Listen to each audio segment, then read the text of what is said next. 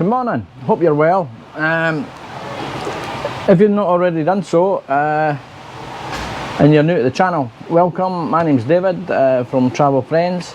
Been in Thailand now for coming up for 3 months. Came in November 21 and I've travelled right through the southern part of Thailand from Phuket right up towards Bangkok, and of course continued then on right up to Kalasin and right round Isan and back again. And I've now come back to Phuket, a few days here before my flight back. So if you've not already subscribed, you can do that, because that really helps me and it keeps me going, guys. And if you could like the video and maybe even turn on the notifications for the next one, and I'll try my best to keep you up to date what's happening in and around Thailand. The videos have given you a sort of idea of what's been happening during the restrictions, and just to see how Thailand's kind of operating at the moment, then get your own perspective from looking at the videos, of course. Today's video is going to be a trip to the Big Buddah. I'm actually situated in Patong and I'm here in my hotel in Patong. Yeah, we're going to do a trip. Now I've just been checking up the trip actually, and it's kind of takes us sort of cross country a wee bit, across the island rather than going right round the coast. It doesn't really do that, although they're pretty sure there probably will be roads. But Phuket's changing all the time, you know, the roads are getting upgraded, and quicker routes, of course. So we're heading off to the big, now it's saying it's only going to take us about 36 minutes, but at the end of the day I'm going to be trying to stop off at some places of interest, some beaches, let you see some scenery. I'm not going to plan to do, you know, in the Big Buddah, of course, we'll be there and panning around, because I know there's a good viewpoint there, because we came back we were here in November, that's where I started off.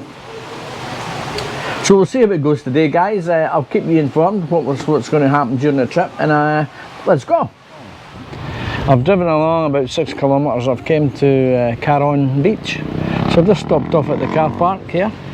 I've just parked the bike just there, actually, the blue one, and I've had we'll do a wee pan around here just to see what there is. Yeah,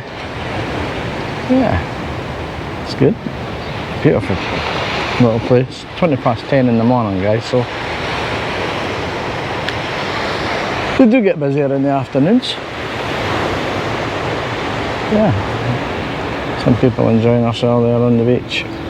Nice morning, beautiful sunshine, and so we're going to head on up to the next stop, which is going to be wherever it takes us. So guys, we're just driving through the little principality of Patong.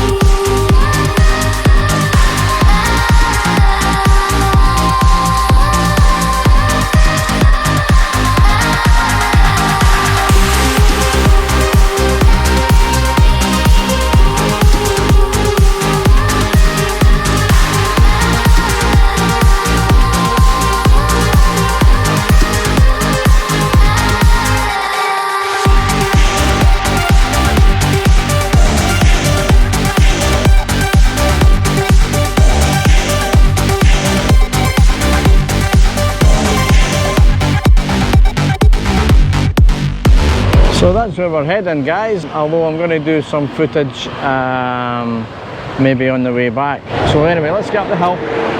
In front of me there's, as you can see, I did this when I was in Pattaya. A big posse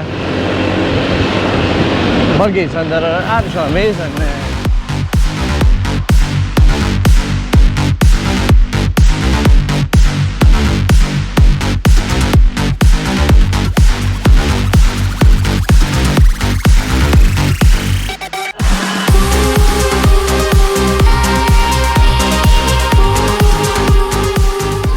And I knew there was elephants halfway up the hill. That's a massive animal. Massive.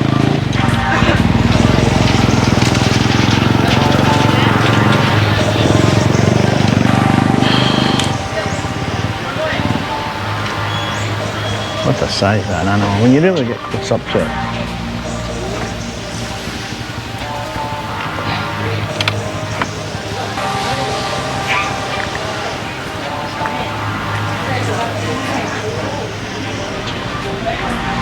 Wow.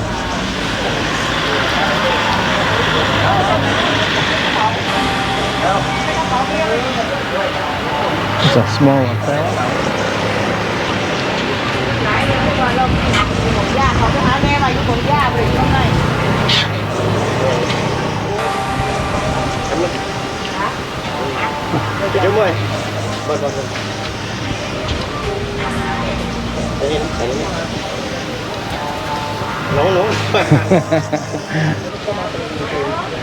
Little girl there is just feeding the animal.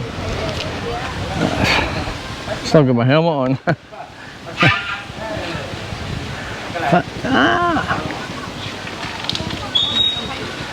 Elephant bathing as well. Okay. So we head on up the hill. Okay, so here we are at the top of the hill. Funny, I think they call that hill Nagad. When I first seen it, it looked like knackered.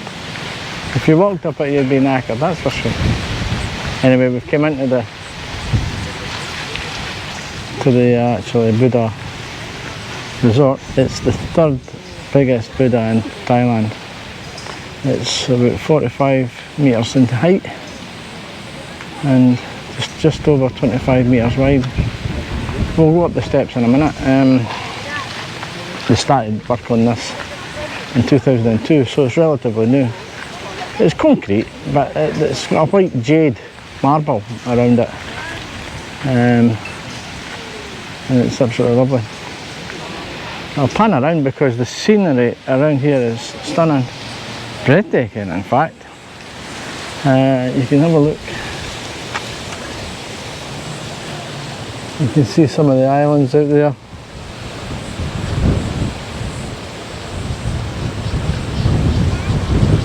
Wow. A bit mountainous and hilly over that area.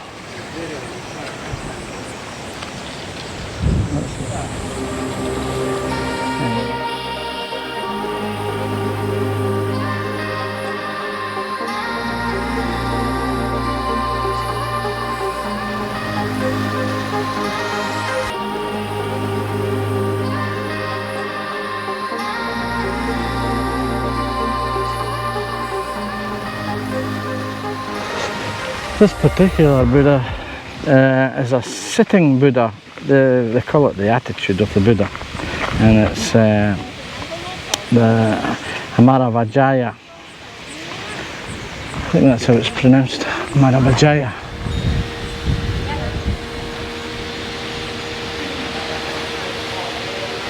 "45 metres high, 25 metres wide."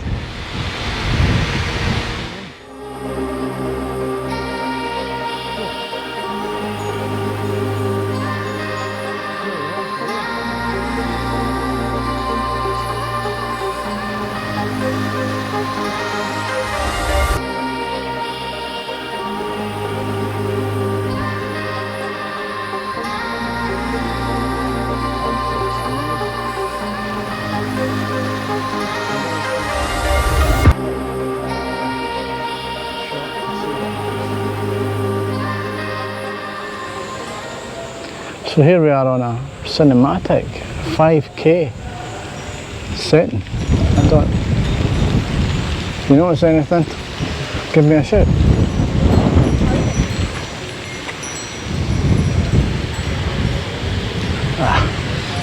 Look at that. So guys, we've just arrived in Rawai. Just drove through the little town, call it what you want. It doesn't appear to be any busier than it was in November. In fact, certainly not any busier.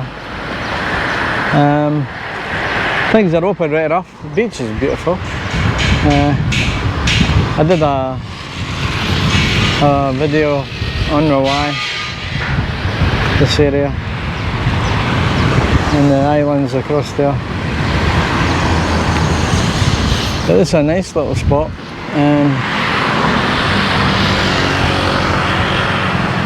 I'm raging at the moment because as I was coming up through the other part, just leaving the Big Buddah there, just following the road, and I heard that tooting behind me, and it was the police. And the guy asked me to follow him, so I followed him back to the wee sort of police box. And he said that I'd went through an underpass, which I did, of course, but I didn't see any signs to say motorbikes weren't allowed there. So I sat down in front of this, I think it was just another police officer, you know, pretending to be some sort of commander, sitting there telling me I went through. I says, look, I understand, just tell me what's the damage. And he said 2,000 baht. I kind of looked at him. I've got these eyes that when you look at somebody, you know, when they're cheating you, it's theft, of course. And he did offer me to go to the police station and pay. I said yes, I'll go to the police office and then I'll pay, and you can give me a receipt from there. So there's a bit of a silence, and he says, really, you want to go to the police office, the police station? And I didn't at that point say yes or no. Anyway, I says to him, look, I'll tell you what I'll do, I'll give you 1,000 baht, no receipt, because I've not got a lot of money on me. And of course I accepted that. And the corruption makes my blood boil. Now a lot of people would say, well, maybe you got off lightly, because if you had went to the police station you might have had to pay more, but I don't think so. For just a traffic violation, more than £50 UK? Come on. Anyway, I'm biling a wee bit about that. So,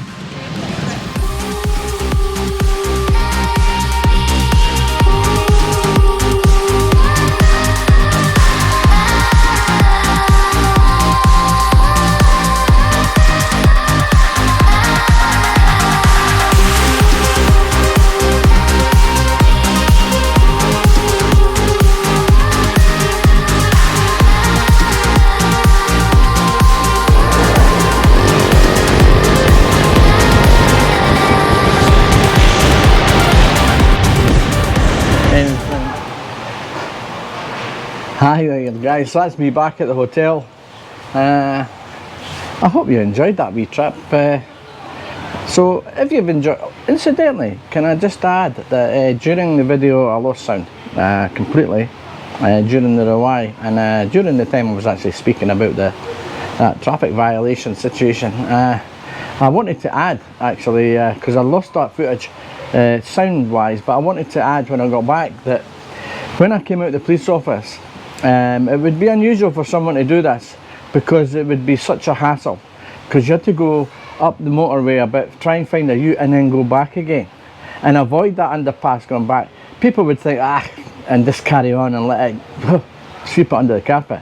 But no, me guys, I'm not going to, no chance am I doing that. So anyway, I felt I'd been robbed. So anyway, I actually took the time and the trouble, and I went right back to retrace my steps, and I concentrated and focused as best I could. Now I'm a driving instructor back home, guys, so there are no signs whatsoever to tell you to avoid that underpass. In fact, the road, it's a two-lane road going in one direction, and all of a sudden there appears to be a barrier. There is arrows telling you you can go Phuket this way, or this lane can take you left and take you up to some other place. I didn't recognise the name, so of course I'm going to keep on the main route.